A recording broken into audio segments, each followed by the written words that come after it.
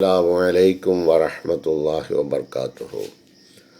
أشهد أن لا إله إلا الله وحده لا شريك له وأشهد أن محمدا عبده ورسوله.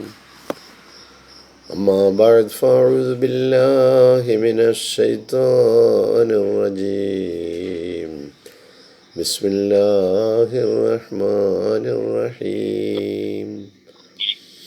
الحمد لله رب العالمين الرحمن الرحيم مالك يوم الدين إياك نعبد وإياك نستعين اهدنا الصراط المستقيم صراط الذين أنعمت عليهم غير المغضوب عليهم ولا الضالين. പ്രിയമുള്ള സഹോദരങ്ങൾ, നമ്മുടെ പ്രിയങ്കരായ ഇമാം ഹസ്രത്ത് ഖലീഫത്തുള്ള മുനീർ അഹമ്മദ് അസീം അയ്യദഹുല്ലാഹു തആല ബിനസ്രിൽ അസീസ് നൽകുന്ന വിശുദ്ധ ഖുർആൻ വിശദീകരണ പാഠങ്ങൾ. അതിൽ സൂറ ബഖറയിലെ 68-ാമത്തെ വചനം ഇന്നലെ നമ്മൾ പാരായണം ചെയ്തു. വഇദ് ഖാല മൂസ ലിഖൗമിഹി, മൂസ അലൈഹിസ്സലാം തൻ്റെ ജനതയോട് പറഞ്ഞ സന്ദർഭം.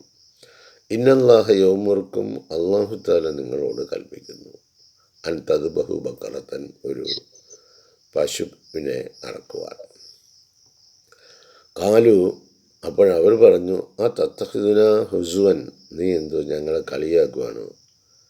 കാല, അപ്പോൾ മൂസ അലൈഹിസ്സലാം പറഞ്ഞു, അഊദു ബില്ലാഹി അൻ അകൂന മിനൽ ജാഹിലീൻ, അജ്ഞന്മാരായ ആളുകളിൽ അകപ്പെട്ടു പോകാതിരിക്കുവാൻ ഞാൻ അള്ളാഹുവിൽ അഭയം തേടുന്നു.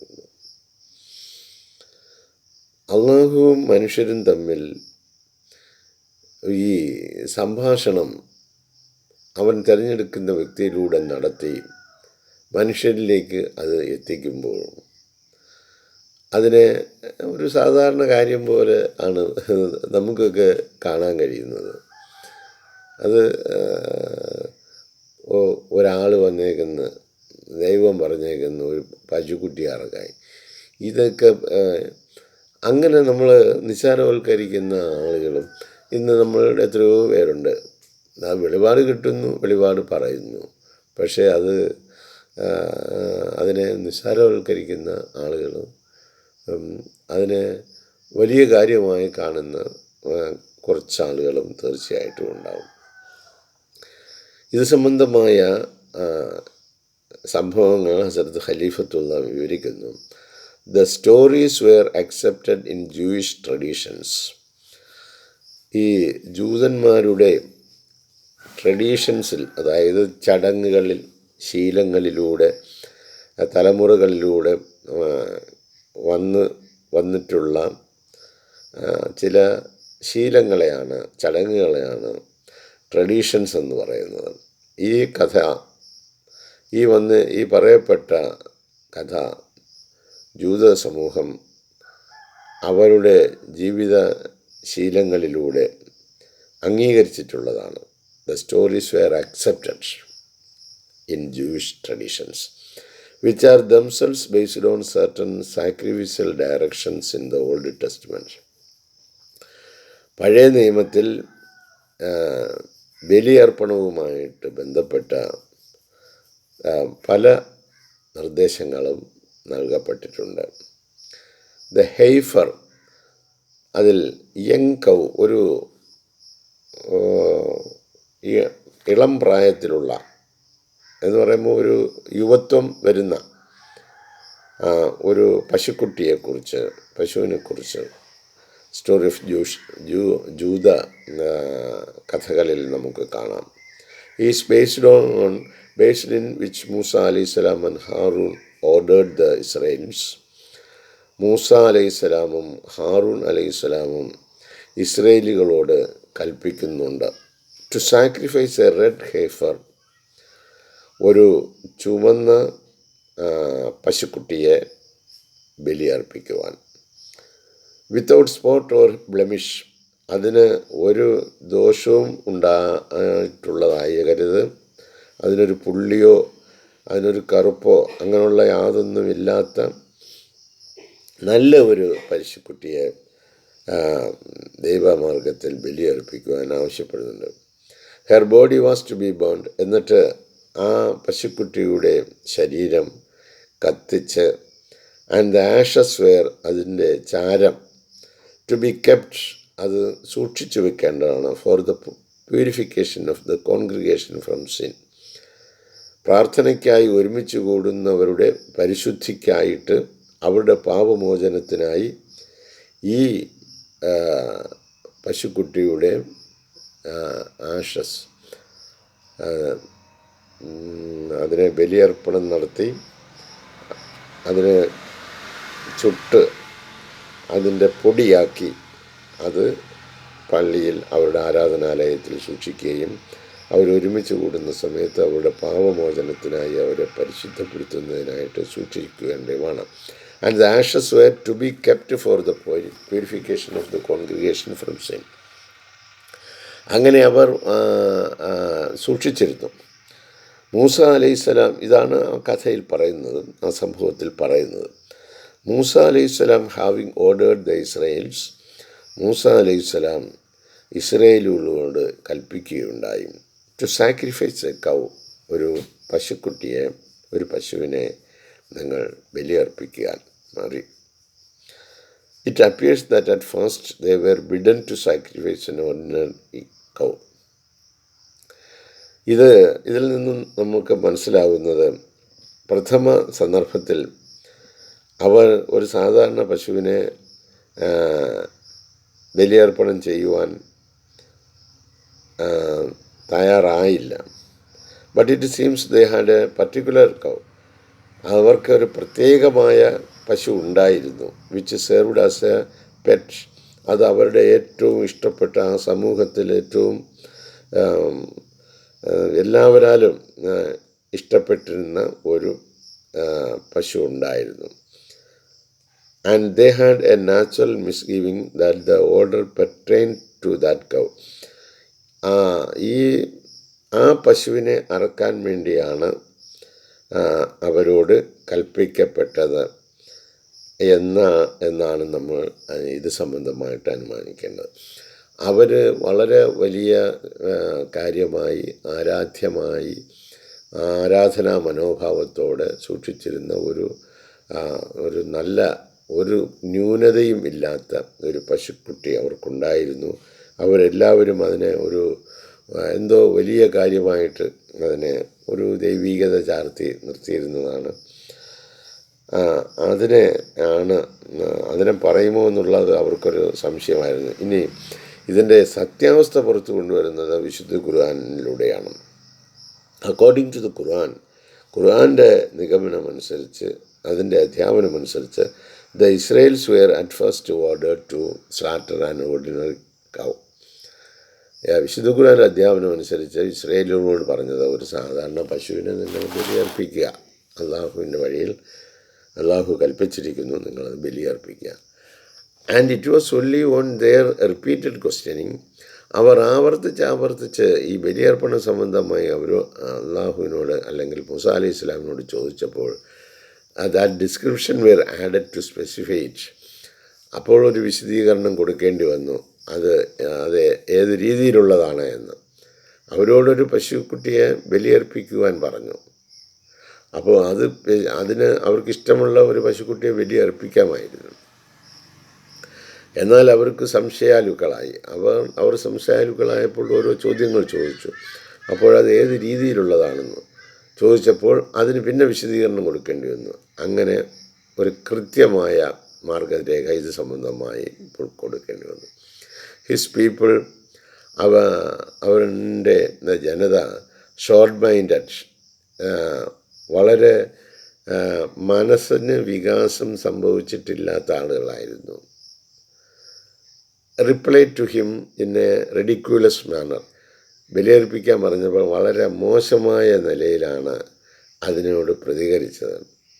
Whether he wanted to make a fool of them, നീ എന്തോ ഞങ്ങളെ കളിയാക്കുവാണോ എന്ന് പറഞ്ഞുകൊണ്ട് ആ പ്രസ്താവനയെ, ആ സ്റ്റേറ്റ്മെൻറ്റിനെ അവർ വളരെ മോശമായ നിലയിൽ തള്ളിക്കളയുന്ന രീതിയിലാണ് അവർ സംസാരിച്ചത്.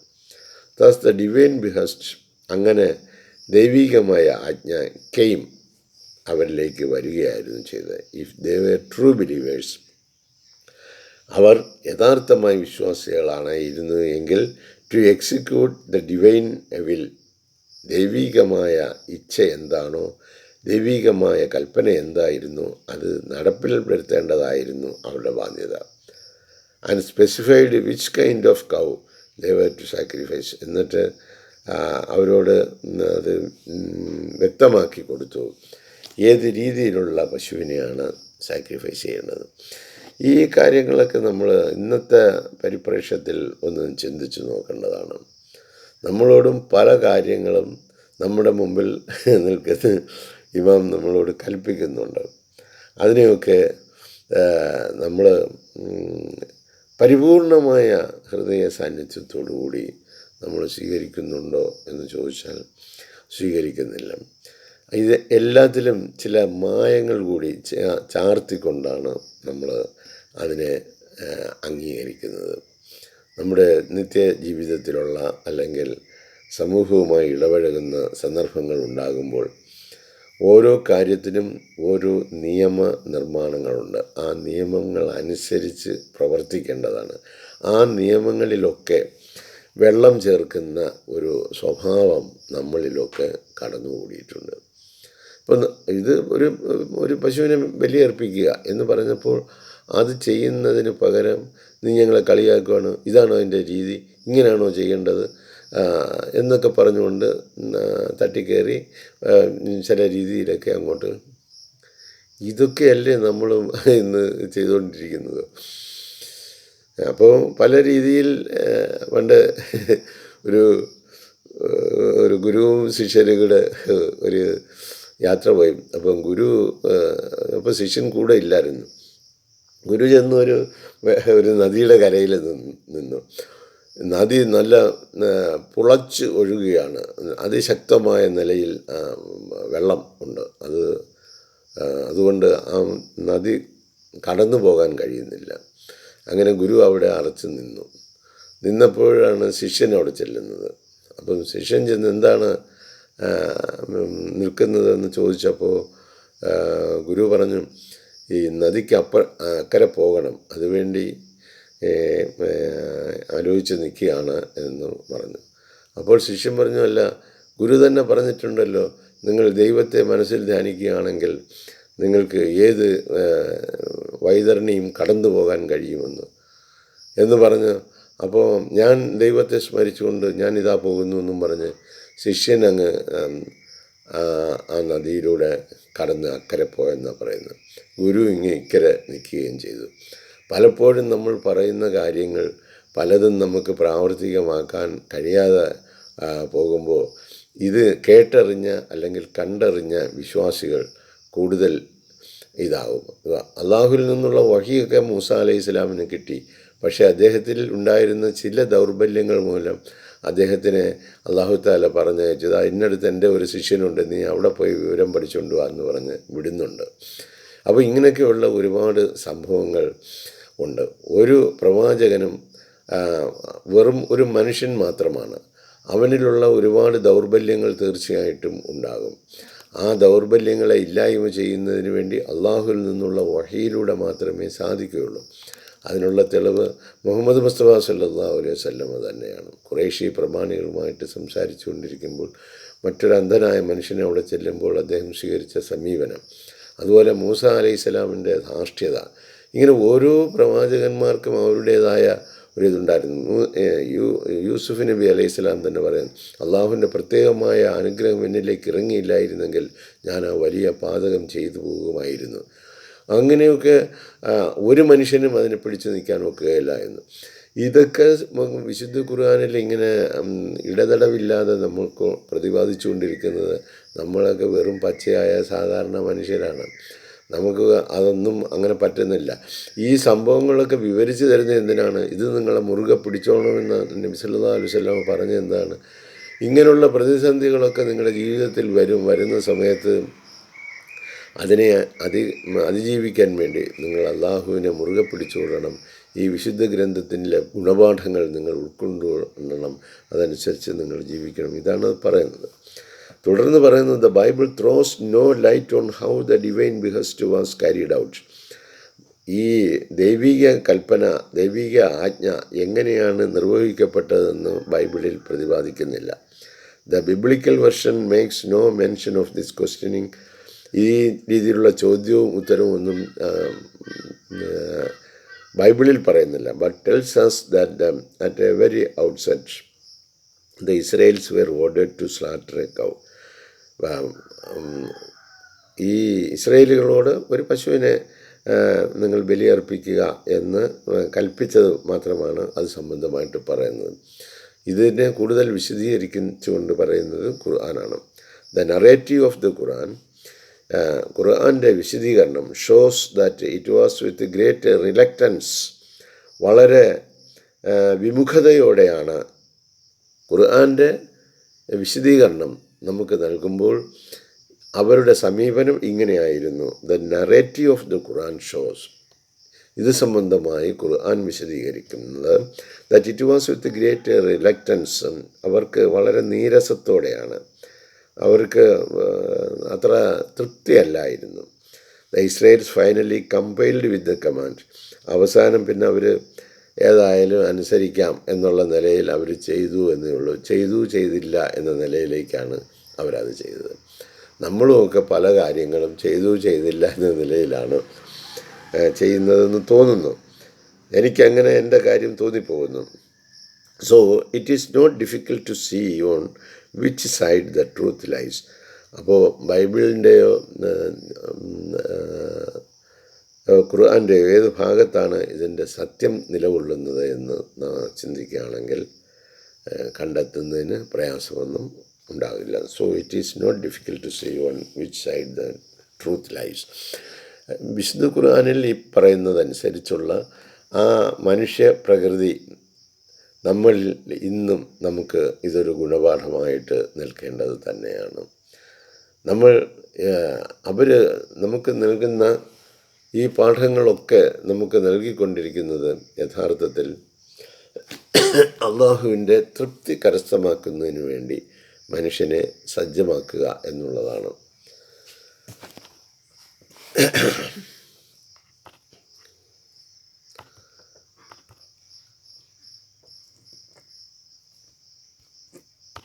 ഓക്കെ, ഇതിനെന്തോ ചില സംഭവം വന്നതുകൊണ്ട് ഇന്നിവിടെ നിർത്തുന്നു.